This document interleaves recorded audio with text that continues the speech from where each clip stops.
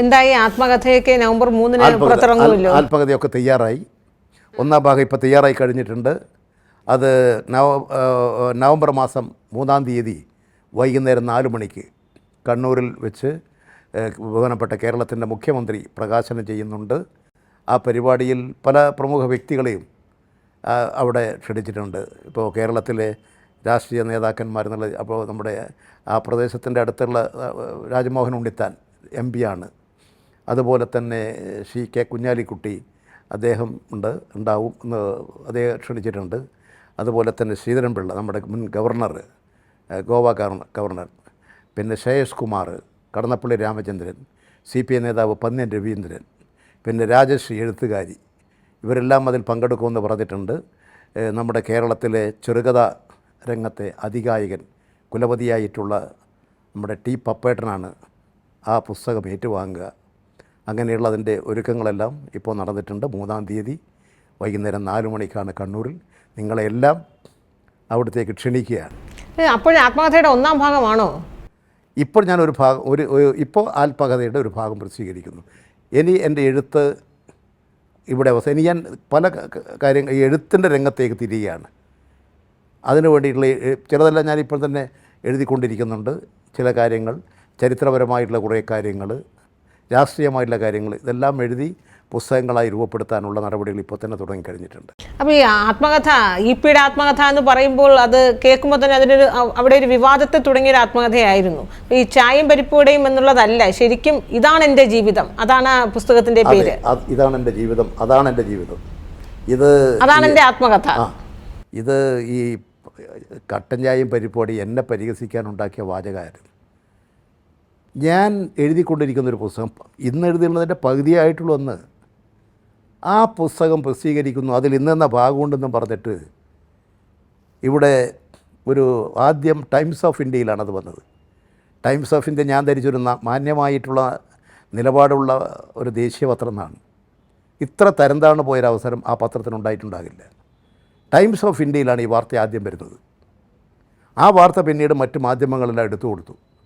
ഞാൻ എഴുതാത്ത പറയാത്ത കാര്യങ്ങളൊക്കെ എന്ന് മാത്രമല്ല, പിറ്റേ ദിവസം രാവിലെ 10 മണിക്ക് ഇത് പ്രകാശനം ചെയ്യുന്നു എന്ന് DC ബുക്സിൻ്റെ ഓൺലൈൻ ചാനലിൽ ഈ വാർത്ത വരുന്നു. ഞാൻ അവരോട് ചോദിച്ചു, നിങ്ങൾക്ക് എൻ്റെ പുസ്തകം നിങ്ങളെ ഞാൻ അധികാരപ്പെടുത്തിയിട്ടുണ്ടോ? നിങ്ങൾ ഓതറൈസ് ചെയ്തിട്ടുണ്ടോ? ഏതെങ്കിലും തരത്തിൽ നിങ്ങളോട് പറഞ്ഞിട്ടുണ്ടോ? നിങ്ങൾ എങ്ങനെയാണ് ഇത് പ്രസിദ്ധീകരിച്ചത്? അതിൻ്റെ ഉത്തരവാദപ്പെട്ട ആളുകൾ, ഞാൻ വക്കീൽ നോട്ടീസ് അയച്ചു. ആ വാർത്ത വന്നപ്പോൾ അവർ വന്ന് അവർക്ക് ക്ഷമാപണം നടത്തി. ഇതവിടെയുള്ള ഒരു ജീവനക്കാരൻ അവർ രാഷ്ട്രീയമായി സ്വാധീനിച്ച്, പണം കൊടുത്ത് സ്വാധീനിച്ച് ഈ തെരഞ്ഞെടുപ്പ് രംഗത്തിറക്കി എന്നെ വ്യക്തിഹത്യ നടത്താൻ ബോധപൂർവം പ്ലാൻ ചെയ്തൊരു പരിപാടിയുടെ ഭാഗമായിരുന്നു. അതിൻ്റെ അടിസ്ഥാനത്തിൽ അയാളെ എനിക്ക് DC ബുക്സിൽ നിന്ന് തന്നെ അവർ, ശ്രീകുമാർ എന്ന മറ്റാണ് അയാളുടെ പേര്, എനിക്കറിഞ്ഞുകൂടാ, പുറത്താക്കി. അവർ തന്നെ ഈ അത് തെറ്റുപറ്റി എന്നുള്ള കാര്യം അറിയിച്ചു. പിന്നെ അങ്ങനെ ഒരു കുറ്റം ഒരാൾ സമ്മതിച്ചു കഴിഞ്ഞാൽ പിന്നെ കേസുമായി പ്രൊസീഡ് ചെയ്യുന്നതിൽ എന്നെ പോലെയുള്ള ഒരാൾ പോകുന്നതിൽ ശരിയില്ലല്ലോ എന്നുള്ളത് കൊണ്ട് ഞാൻ പിന്നെ അത് പ്രൊസീഡ് ചെയ്തില്ല. അങ്ങനെയാണ് അതിൻ്റെ സ്ഥിതിയുള്ളത്. ആ PDF അന്ന് പുറത്തിറങ്ങിയത്, അങ്ങയുടെ ആത്മകഥ എന്ന് പറഞ്ഞിട്ട് പുറത്തിറങ്ങിയ PDF ഇപ്പോഴും പബ്ലിക് ഡൊമൈനിലുള്ള ഒരു സാധനമാണ്. അപ്പോൾ ഇനി പുതുതായിട്ട് ഇറങ്ങുന്ന ആത്മകഥയിൽ അതുമായി ബന്ധപ്പെട്ട് യാതൊരു ബന്ധവുമില്ല. ഇതാണ് എൻ്റെ ജീവിതം എന്ന് വന്നാൽ ആളുകൾ അത് മനസ്സിലാക്കും, അത് വായിക്കും.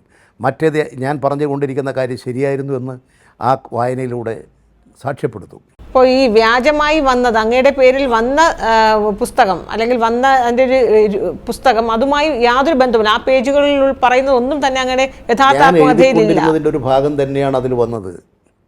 അതിൽ കുറേ കൂട്ടിച്ചേർക്കലുകളാണ്, വിവാദമായ ചില പരാമർശങ്ങളാണ്. എന്താണെന്ന് ഞാൻ അന്വേഷിച്ചു. എനിക്ക് 2 പേരെ ഇതിൻ്റെ സഹായത്തിന് വേണ്ടി എനിക്കിത് എഴുതി വാചകഘടനയൊക്കെ ശുദ്ധി വരുത്തി എഴുതാൻ വേണ്ടി തയ്യാറാക്കാൻ വേണ്ടി നിശ്ചയിച്ചു. അവരെന്ത് ചെയ്തു? അവർ ഇതിലുള്ള ഏതോ ഒരു കക്ഷിയെ അവരുടെ സഹായത്തിന് വേണ്ടി ഇതെടുക്കാൻ വേണ്ടി അവർ ചുമതലപ്പെടുത്തി. അവരിൽ നിന്നാണ് ഇത് എനിക്ക് തോന്നുന്നു സാമ്പത്തിക ഇടപാടായിരിക്കാനാണ് സാധ്യത. അങ്ങനെയാണ് ഇത് വാങ്ങിയിട്ടുണ്ടാകുക, അങ്ങനെയാണ് ഇത് പ്രസിദ്ധീകരിച്ചതെന്നാണ്. ഇങ്ങനെ ഒരു വഴിയിലേക്ക് പോകുന്നൊരു പക്ഷേ അവർ ധരിച്ചു കാണില്ല. അപ്പോൾ ഞാനായതുകൊണ്ട് ഈ കാര്യത്തിൽ പ്രതിരോധിക്കാനും ശക്തമായി ഇടപെടാനും സാധിച്ചു. അതുകൊണ്ട് കാര്യങ്ങളെല്ലാം പുറത്തു വന്നു, ജനങ്ങൾ മനസ്സിലാക്കാൻ കഴിഞ്ഞു. ഞാനത് ടൈംസ് ഓഫ് ഇന്ത്യക്ക് നേരെ വക്കീൽ നോട്ടീസ് അയച്ചിരുന്നു. ടൈംസ് ഓഫ് ഇന്ത്യ ഒരു സ്റ്റാൻഡേർഡുള്ള പത്രം എന്നാണ് ഞാൻ ധരിച്ചത്. ഇപ്പം എന്തായാലും ഈ ഇപ്പോൾ പ്രസിദ്ധീകരിക്കാൻ പോകുന്ന ആത്മകഥ അത് ശരിക്കും ഈ പാർട്ടിയിൽ അതിൻ്റെ ഉള്ളടക്കമൊക്കെ പാർട്ടിയെ ബോധ്യപ്പെടുത്തുകയോ അങ്ങനെ ഉണ്ടായിരുന്നു? എൻ്റെ പൊളിറ്റിക്കൽ ലൈഫാണത്. പാർട്ടി അങ്ങനെ ബോധ്യപ്പെടുത്തേണ്ട ഉള്ളടക്കം ബോധ്യപ്പെടുത്തേണ്ട ആവശ്യമില്ല. സാധാരണഗതിയിൽ ഒരു പാർട്ടി മെമ്പർ ഒരു പുസ്തകം പ്രസിദ്ധീകരിക്കുമ്പോൾ അത് ബന്ധപ്പെട്ട പാർട്ടി കമ്മിറ്റിയുടെ അനുഭവത്തോടു കൂടി പാടുള്ളൂ. ഞാനതുപോലെ എൻ്റെ പുസ്തകം പ്രസിദ്ധീകരിക്കാൻ ഞാൻ എൻ്റെ പാർട്ടി കമ്മിറ്റിയോട് അനുഭവത്തിന് ചോദിച്ചു. ഉള്ളടക്കം ബോധ്യപ്പെടുത്തണമെന്നില്ല. ഞാൻ പുസ്തകം തന്നെ കൊടുക്കും. സാധാരണ പുസ്തകം തന്നെ കൊടുത്ത് ഉള്ളടക്കം ബോധ്യപ്പെടുത്തണം എന്നുള്ളതാണ്.